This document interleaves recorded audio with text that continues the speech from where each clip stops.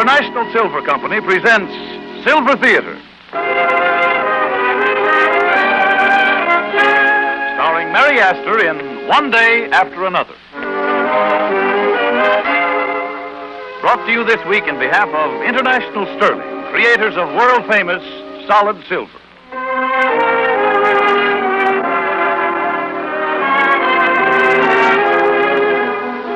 And now, here is the director of Silver Theater, Conrad Nagel.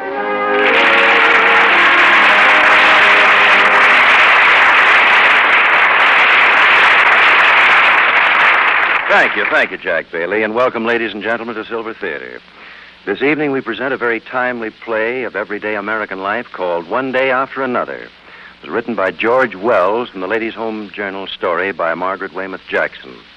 The play is a series of chapters in the life of a typical American mother.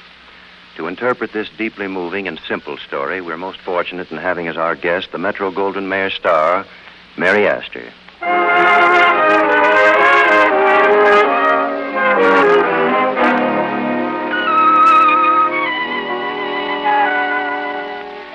And now the house lights dim and the silver curtain rises on Act One of One Day After Another, starring Mary Astor as Madge Sheldon. Joe, Bill, Rich, Al, Sid, breakfast. That's Madge Sheldon calling from the kitchen.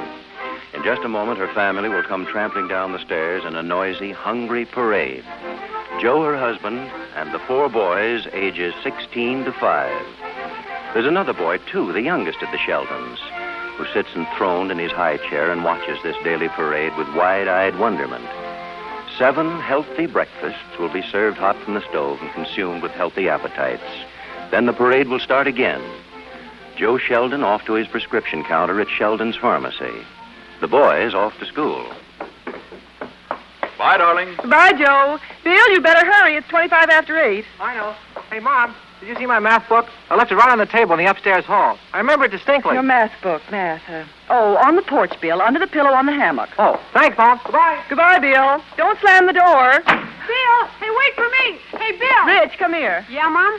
Rich, your father wants you to help him at the store this afternoon after school. This afternoon? Gee, Mom, I've got basketball practice. Oh. Can I do it tomorrow, Mom, huh? All right, dear. I'll call and tell him. Thanks. So long, Mom. Bye, Rich. Don't slam the door. Oh.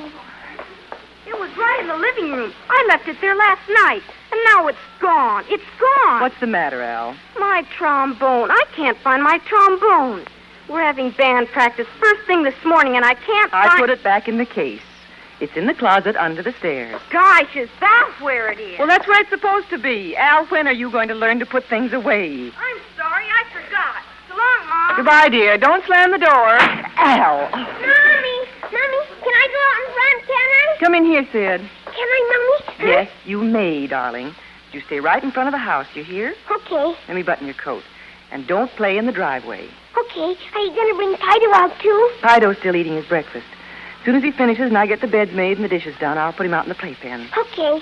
And, Sid, the baby's name is not Fido. It's Clarence. Daddy calls him Fido. I know. He says he looks like Fido. Well, that's just Daddy's idea. We'll call him Clarence, shall we? Okay. Now, run along. Keep that coat buttoned up tight. Okay. Sid, don't slam that door. Huh? The door. Close it quietly, darling. Okay. Fido! What's the matter? Fido, don't move now, dear. That's the boy. Oh, Fido. How am I going to teach you not to climb on tables? Now, you just sit in this high chair and behave yourself. If you want to fall, you may not be old enough to walk yet, but there's not a thing wrong with your climbing, you little monkey. Now, what were you after this time? Yeah. Oh, sugar, of course. Shame on you. Sugar ration and you stuffing yourself with it. No, not down. You're going to sit right there while I wash the dishes and be a good boy. Come on, now, look up here while I wipe off your face. That's it. Hold still now. Hold still. Oh, Fido. Every day you look more and more like Winston Churchill.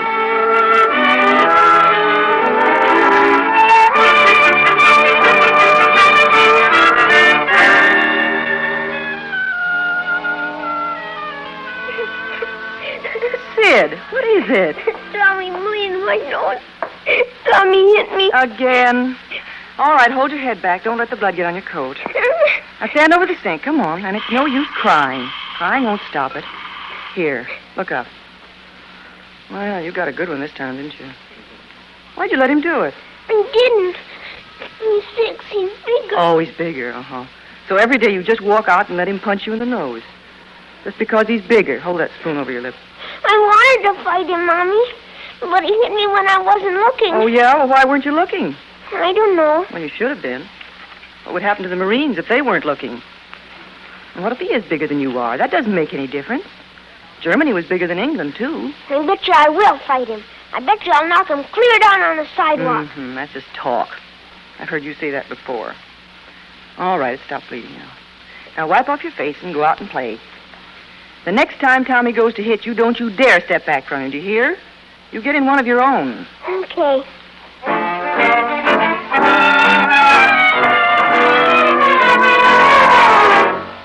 Hello. Hello, Tommy. I gave you a bloody nose. Well, my mommy fixed it. You want another bloody nose? Huh? No. Then you better go back in your house. Okay. Goodbye, Tommy. Sid? Sid, remember what I told you. Go on. Go on, darling. Okay. There. Ah! Ah! I did it, Mommy! I did it! I bleeded down his nose! I did it!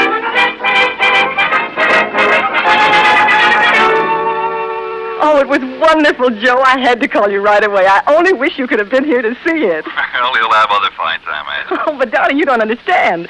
I've been trying for 6 months to get Sid to stand up to Tommy. He pitched right into him and knocked him down. And Tommy's almost 2 years older than Sid and a lot bigger, too. All right, take it easy. You know, you're never satisfied, Madge. You think Al fights too much, and then you egg Sid on. Yes, I guess I do. But there's a place just in between the two that'll satisfy me. Oh, say, I'll be home to lunch. You will? There's just soup. Swell. Oh, Joe, if you get the chance, try to remember those clothespins. It's a wonderful day for drying. Sure. Say, listen. Oh, Pido! Oh, Pido. What's the matter? I'll have to hang up, Joe. He's just knocked all the pots off the sink. Goodbye.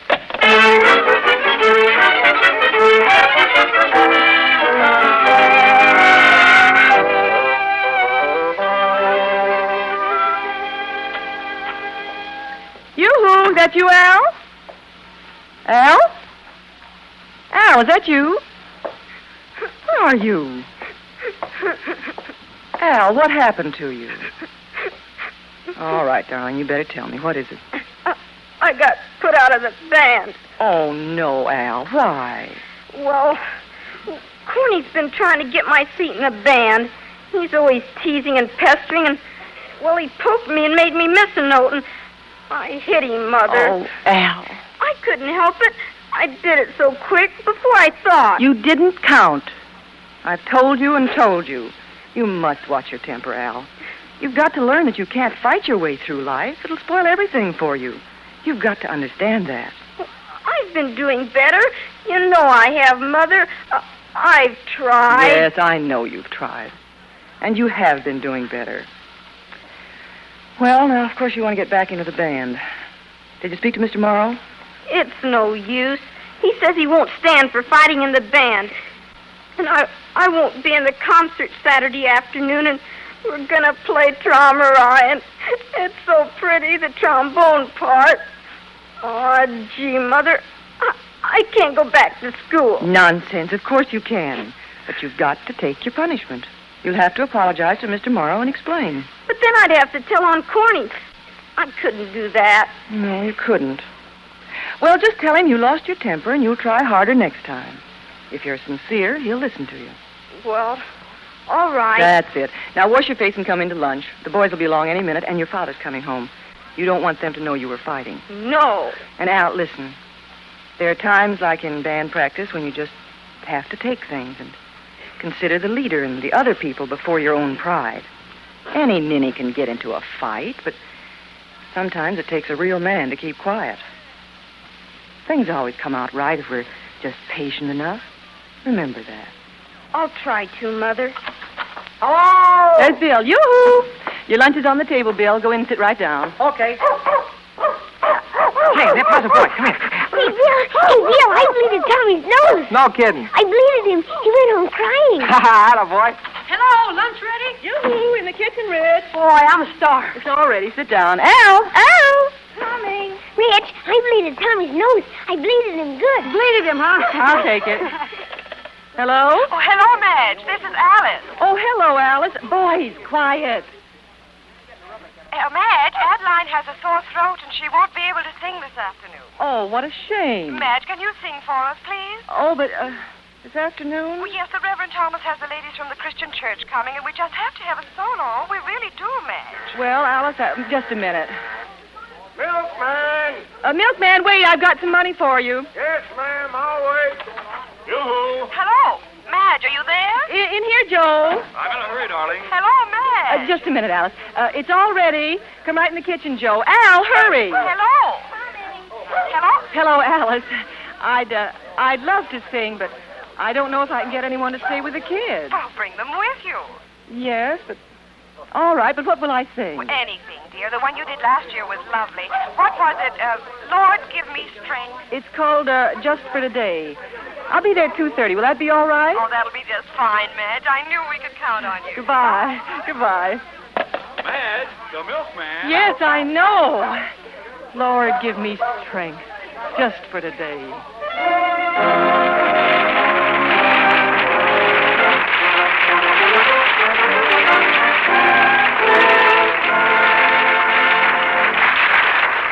Friends, this is Conrad Nagel, ushering in our usual intermission between the acts. We've been looking in on the Sheldons, a typical American family. I've been watching from the wings. And I've been thinking, does a family like the Sheldons own sterling silver? Do they own international sterling silver? What do you think about it, Jay? My guess would be yes, Conrad. A family with such a feeling for home would either own international sterling now or be planning to own it. Still, it's an average family, average income. Some people might think quality sterling, like international sterling, was a little beyond their means. Oh, that's a wrong impression for anybody to get, Conrad. The money you pay for a thing is important. No one denies that. But there is something more than money involved in the desire for international sterling silver. It has a lot more to do with the basic human desire for beauty, with the need that people have to be surrounded by things of genuine worth. International sterling fills that need. It is solid silver through and through. It is beauty that you respond to immediately, rich and warm with luster, exquisite and charming in craftsmanship. And there's a simple way to buy international sterling, a way that goes easy on the family budget. Yes, there is. You can buy international sterling place setting by place setting, gradually adding more as they become available. And, Conrad, that's not just a wise, economical way of buying international sterling.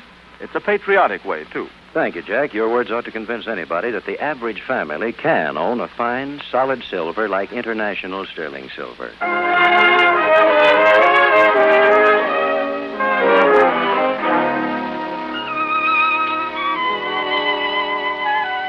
And now the house lights dim and the silver curtain rises on Act 2 of One Day After Another, starring Mary Astor.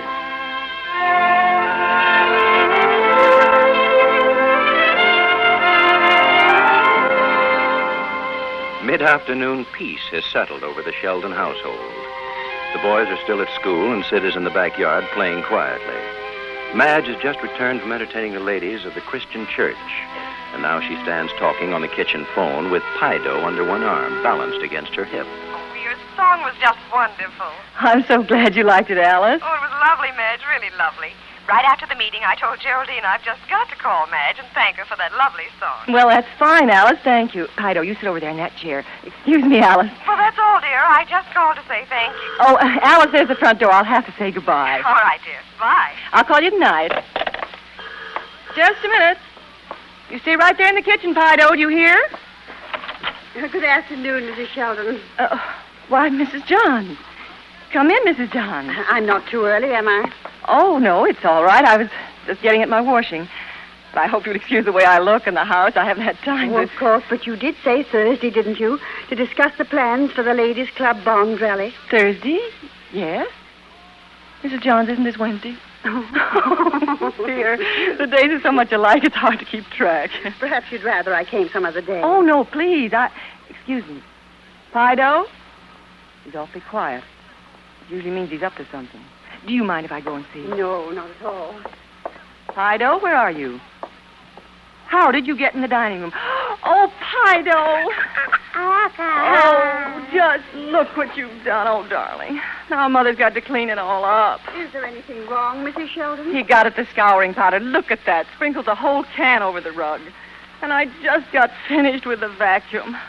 He's going right in his playpen this minute. And don't you dare climb out of it. Don't you dare. Don't you think I'd better come back tomorrow? Oh, no, please, I'll only be a minute. You can't leave him alone for 1 second, can you? When my youngest was his age, Sid? why... Excuse me. Certainly. Sid, why aren't you out in front? I'm sick. What? I'm sick.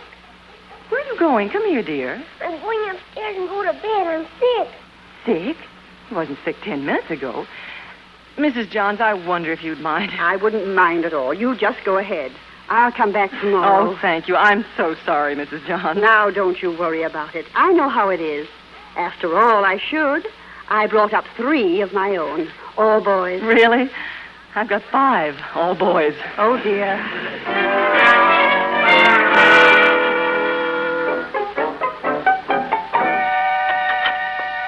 Sid, what are you doing? Getting undressed. But what for? Let me look at you. I'm sick. You can't be sick. You don't look sick. Good night, Mommy. Let me feel your head. You haven't any temperature. Why, Sid, you're not sick at all. Yes, I am. I'm awfully sick. Have you been up to something? Is that what's the matter with you? Look out the window, Mommy. The window? What in the world? Sid! You played with matches. You set all the old leaves on fire. Oh, Sid! I'm sick. You should be sick. Now you get back in that bed and don't you stir out of it. I'll speak to you later. Oh, the idea. After I've told him and told him. Hello. Get me the fire department.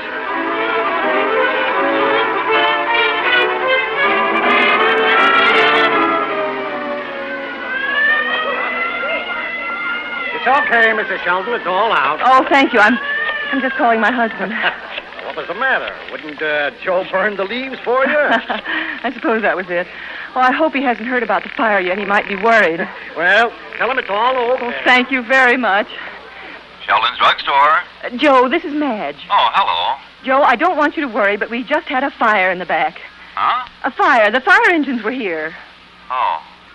Say, where's Rich? Isn't he coming down to the store? Joe, didn't you hear me? We had a fire. A fire. Well, it's out, isn't it? Of course it's out, darling. Would I be calling you if it wasn't out? Well, what could I do from way down here?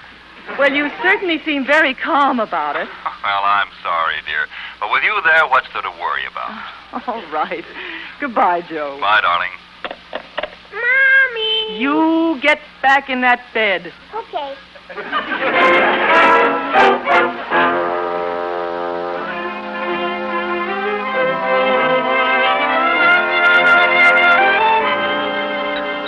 Yeah, I'm hungry as a horse. I sure hope we got... Sit right down, children. Eat that soup while it's hot. What's for dinner, Mom? Just stew. Beef stew? Lamb, and let's not have any complaints, please. Oh, I like lamb stew. So do I. Me too. I like lamb stew, Mommy. You just be quiet, young man. You're only down here on your good behavior. Okay. Where's Rich? He went out to see where the backyard was burned. Rich, dinner. Coming. Rich, please don't slam the... What'd you say, Mom? Nothing, dear. Sit down.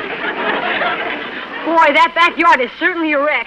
What's the idea, Sid? You're trying to burn down the house? Never mind. We're not speaking about it anymore. Hey, look, cornbread. Oh, boy. Some cornbread, Joe? This yours? When'd you make it? Just before you got home. Rich, pass it along, will you? Sure. Oh, Mom, are you coming to the concert Saturday afternoon? The concert, Al? Will you be in the concert? Uh-huh. I spoke to Mr. Morrow this afternoon. Oh, that's wonderful. Al, I'm so glad. Oh, what's wonderful about it? Al's been in all the concerts, hasn't he? Oh, yes, but this one is a very special concert. They're going to play Traumerei, and the trombone part is just beautiful. Isn't it, Al? Yeah, swell. How's about taking in a movie tonight, Madge? Bill's going to stay home. Sure, go ahead. Tonight, Joe? Well, I've still got my ironing to do. Can't we make it tomorrow night? Sure. Just thought you might like a little change. That church meeting this afternoon put me way behind schedule again. What did you sing, Mom? Well, Mrs. Judge wanted me to sing just for today, but I switched at the last minute to the Minstrel Boy. I thought it was more appropriate these days. Yeah. Will you sing it for us after dinner, Mom? If you want. Say, Mom, do you remember Fred Stark? I think so. Didn't you have him here for dinner once, Bill? Yeah. Well, he's in the Navy. He joined up today. He did. Isn't he too young, Bill? No. He had his folks sign a paper. That's all you need. Oh. I was thinking, Mom. He's only a little older than I am. If he can do it, I was going to ask you and Dad if you'd mind if... Bill. Yes, Mom? We'll talk about it after dinner, shall we? All right, Mom. Sure.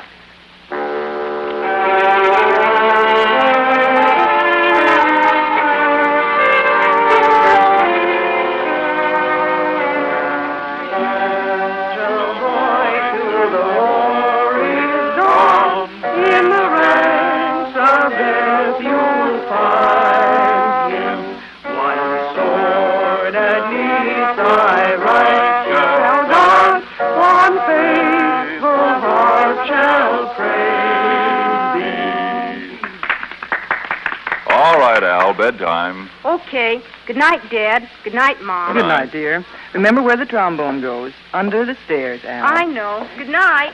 Well, guess I'll go, too. The coach says you got to keep in trim for basketball. Good night, Mom. Night, Dad. Good night, Ritz. Take a look in the children's room, will you? See if they're all right. Sure. See you in the morning, son. What time you got, Bill? 9:45, Dad. Well, we'll get the 10 o'clock news soon. You gonna study your math tonight? No, I don't have to tonight. Dad, Mom, about that paper I was talking about. Oh, yes, Bill. Mom said we could talk about it after dinner. Yes. Well, it's a big step, son, but I imagine you know what you're doing. Yes, sir. Know how you feel about it. It's the same way I feel. Yes, sir. But I know how your mother feels about it, too. Oh. Well, Mother? This isn't new to us, Bill. Your father and I have talked it over for months.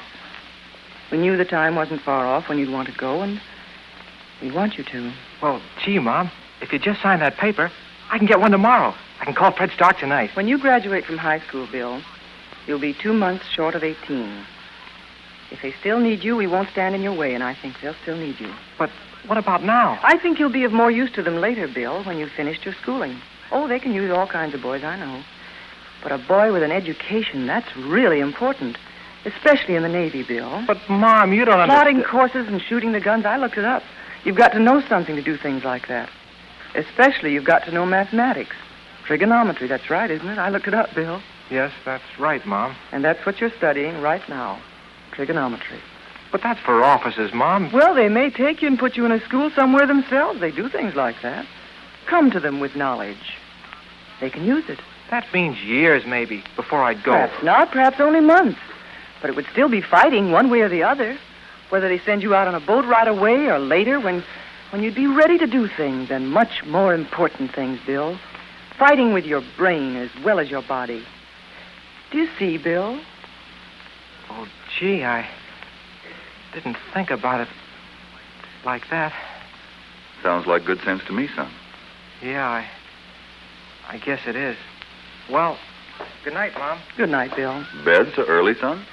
No, I thought I might go up and study a little. Got some trigonometry I could get out of the way. Fine. Good night. Good night, dear. See you in the morning, son. Well, I think he understands, Madge. Yes. He's a fine boy. Yeah? Oh, I think I'm too tired for the news tonight. I better go look at Sid and Pido. Coming, dear? Yeah, let's rest our bones.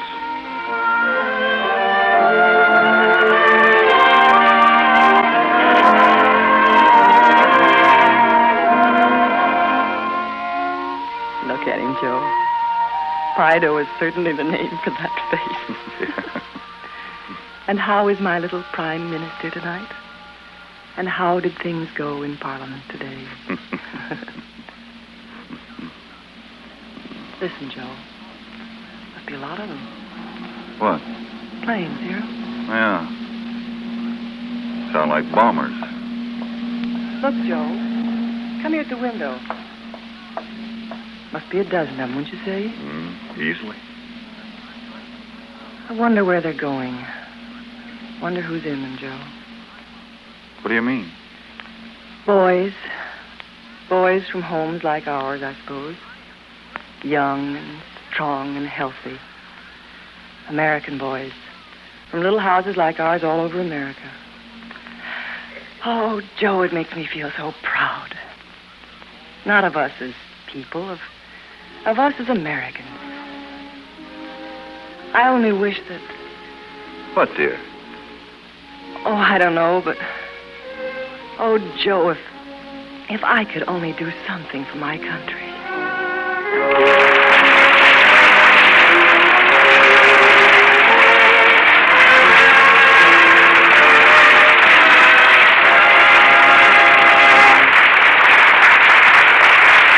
Friends, Mary Astor will be back for a curtain call in just a moment. But before that, here's Jack Bailey to tell you exactly why the sterling you choose for your home should be international sterling. In choosing international sterling, friends, you can always be certain of choosing an exceptionally fine sterling. Its very name, international, is an indelible guarantee. It is the name of the world's foremost silver house, a name long devoted to the creation of superior sterling. You can be sure that your pattern was created by master craftsmen, by craftsmen whose predecessors were creating spoons of coin silver over 100 years ago. Moreover, you'll be proud in the Lord that pieces of international sterling, pieces very like the ones you choose, perhaps, have been on exhibit in leading art museums. The Spring Glory pattern is a typical example of international sterling's fine craftsmanship. Graceful as a flower in design, perfectly balanced with a rich, warm luster. See it at your silverware dealers. Plan to own it. The pattern Spring Glory, created by International Sterling Silver. Here again is Conrad Nagel. And now here is our star, Mary Astor.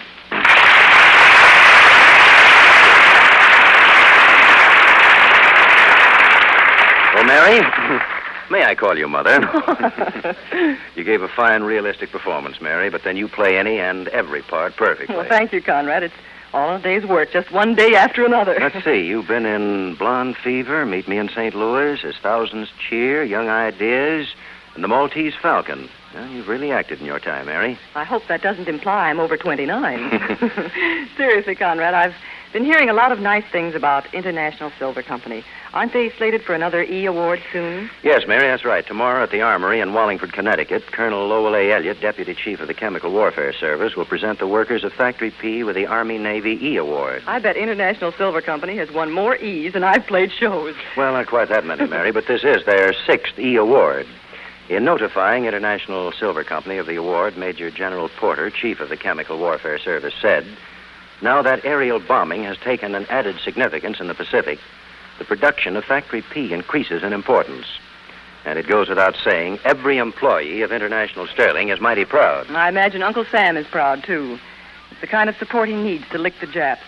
And if I know International Sterling, they'll continue to give all they've got. It'll be all in a day's work, just one day after another. Thanks again for your splendid performance, Mary. I hope you'll be back with us again soon. Just you asked me, Conrad. Good night. Good night, Mary. It was nice having you with us.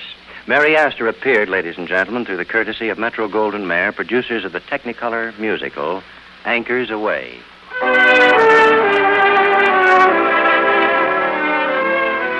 And next week, Silver Theater will present a delightful story written by True Boardman called A Study in Triangles, in which I will have the pleasure of stepping from my role of director to actor as one of the angles. Until next week, then, may I leave you with this reminder. International is the name of the world's foremost silver house, International Sterling Silver. The music on this program was composed and conducted by Felix Mills.